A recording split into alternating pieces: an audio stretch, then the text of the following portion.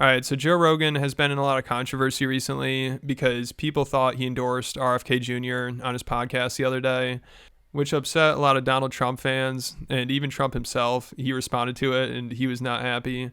And it's funny because Trump responded even after Joe clarified that he didn't actually endorse RFK Jr. And he also praised Trump for taking a bullet to the ear and getting up and yelling fight afterwards. He said it was one of the most American things of all time. So I guess maybe Trump didn't see that tweet, but he responded after Joe said all that. And a lot of Trump fans are still trying to argue that Joe did originally endorse RFK, and now he's just backpedaling since he got a lot of backlash, which it does kind of seem like that.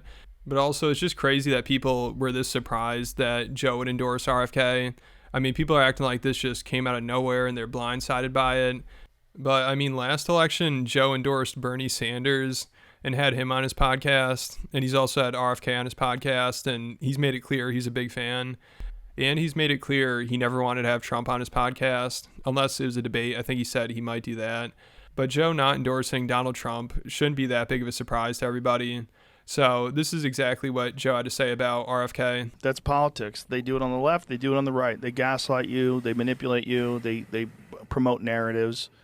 And the only one who's not doing that is Robert F. Kennedy Jr. You a fan? Yeah, I am a fan. Yeah, he's the only one that makes sense to me. He's the only one that he doesn't attack people.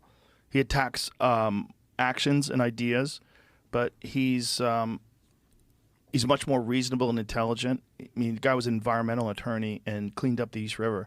Yeah, so some people took that as an endorsement, but either way, I don't know why people would be surprised, and then also I don't know why people would care so much.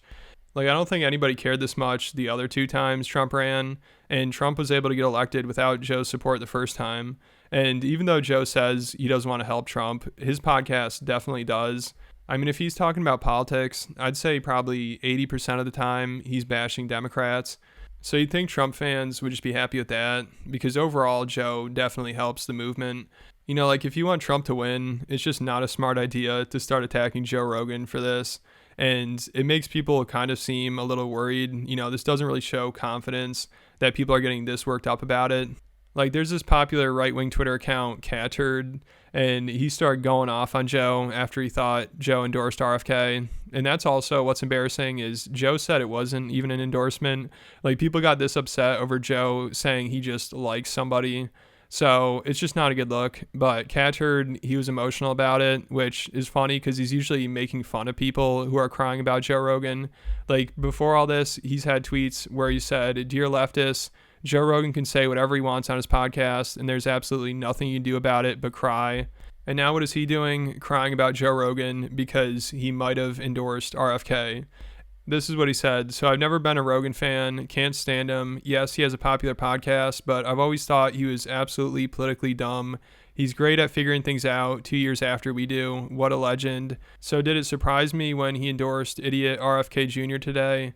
No, we are all talking about the same idiot who endorsed Bernie Sanders. He's the podcast equivalent of a dumb blonde joke." Yeah, so I guess at least he said it wasn't surprising. Like, he knows that Rogan endorsed Bernie Sanders. But this strategy of attacking Rogan just because he won't vote for the person you want him to just doesn't seem like a smart one, and it makes Trump fans seem kind of desperate. Like Marjorie Taylor Greene said, "Who else thinks Joe Rogan is a sellout and a coward for not endorsing Donald Trump?"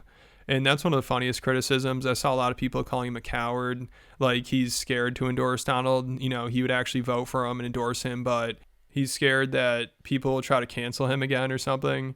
You know, Joe Rogan at this point, I don't think he cares that much if he gets canceled by the left. It's happened 1,000 times. And people are trying to cancel him now. You know, I think he's getting more shit for endorsing RFK than if he were to endorse Trump. So I don't know how it'd be a coward move. I think him kind of backtracking is cowardly a little, but I think he's more scared of getting canceled by the right. Like, Rogan usually talks about how he never reads comments. It's all just noise. You know, he always tells people to not pay attention to that. It's not good for you. But for some reason, you know, I guess Catturd and Marjorie Taylor Greene and some other Twitter accounts that were attacking him got to him, and he felt like he had to address it. Even though I guess if he really isn't voting for RFK or didn't want to endorse him, then I could understand him wanting to clarify. But it seems like Rogan is an RFK fan and he would vote for him. And I don't know if he dislikes Trump at all, but he clearly doesn't like him enough to endorse him. I mean, if he did, he would. I don't think he's scared to.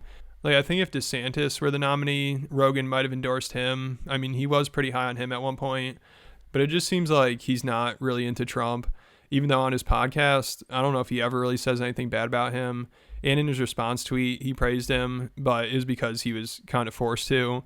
I mean, this was just kind of sad. Like, everybody got so mad at him, he had to say something nice about Trump. And he's like, oh, but him getting shot in the ear, that was one of the most American things ever. And then he also said, of course, I'm not the guy to get political information from. That's always his go-to move. Like, if you're taking me seriously, then you're an idiot. But then he also said, go check out Dave Smith, and he tagged him, and he said he actually knows what he's talking about. But then if you go to his tweet about this, he says, Trump supporters have a lot of nerve flipping out because Joe Rogan said some nice things about RFK. And he continued and said, during the greatest assault on liberty in modern U.S. history, Trump praised lockdowns, demonized countries not locking down, and brags to this day about the BS vaccine. Rogan, on the other hand, had the biggest platform in the country and relentlessly exposed the entire con for what it is in heroic fashion. So he can support whoever the hell he wants to. And if people who are voting for President Lockdown Warp Speed have a problem with that, maybe they should consider the possibility that their guy should be less awful on stuff. Yeah, so everybody attacking Rogan, that definitely backfired because it's just leading to more people criticizing Trump and people who probably don't want to criticize him. You know, I don't think Dave Smith wants to be making a tweet like this, but all the Trump fans going after Rogan is forcing people to defend him and bring up some of these issues. And it's just not a smart strategy. Like I said, you know, if you want to win the election, trashing Rogan because he said some nice things about RFK is not the way to do it. That's not helping at all. And it's just causing a lot of division too. I mean, you'd think Trump voters, they'd be like, all right, now's not the time for us to start arguing with each other. But that's exactly what's going on here. Like Tim Pool and Cat Turd were going at each other. Tim said the cringiest thing imaginable right now is MAGA diehards shitting on Rogan, make more enemies, burn more bridges. And then this just turned into Tim Pool and Cat Turd literally crying about how the other person cries too much. Like after Cat Turd responded to Tim and made fun of him, Tim said, struggle session Cat Turd, can't handle people who disagree, sad. And then Cat Turd said, LOL, you started it and have been whining about it for hours still, pop meet the kettle. Then Tim said, you cried about Rittenhouse and now Rogan, struggle sessions are cringe. Yeah, and basically a similar situation to this Rogan controversy happened with Kyle Rittenhouse as well. Like recently he endorsed Ron Paul and people got really upset about it and started going after him, which is not a good sign because who the hell cares what Kyle Rittenhouse thinks? Who cares who he's voting for? I mean, this is even more embarrassing than the Joe Rogan controversy because if people are this desperate for Kyle Rittenhouse's vote, then it's not a good sign for Trump's campaign. But of course, after Kyle got a lot of backlash, and I think he said Trump might have reached out to him or something, then he walked it back and announced his support for Trump. So it was really similar to the whole Rogan controversy here, but at least Rogan didn't backtrack that much, even though he'll probably talk about this on his podcast and maybe he'll have more to say. But I mean, now if you were to endorse Trump, it'd just be embarrassing. You know, it seemed like he was forced into it. It won't seem genuine. So I don't know if he even could at this point. And if he did, I don't know if it'd even help now because it just seemed kind of humiliating for the both of them. So Trump supporters kind of just shot themselves in the foot here. And same thing with Trump himself. I mean, his response to this was really bad because Trump said, it'll be really interesting to see how loudly Joe Rogan gets booed the next time he enters the UFC ring, MAGA 2024. Yeah, so right before the election, Trump is deciding to pick a fight with Joe Rogan. Like, that's a good idea.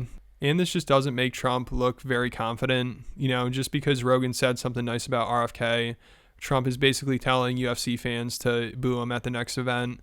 You know, because obviously they weren't going to. You know, if Trump didn't say this, there's no way they'd boo Joe Rogan.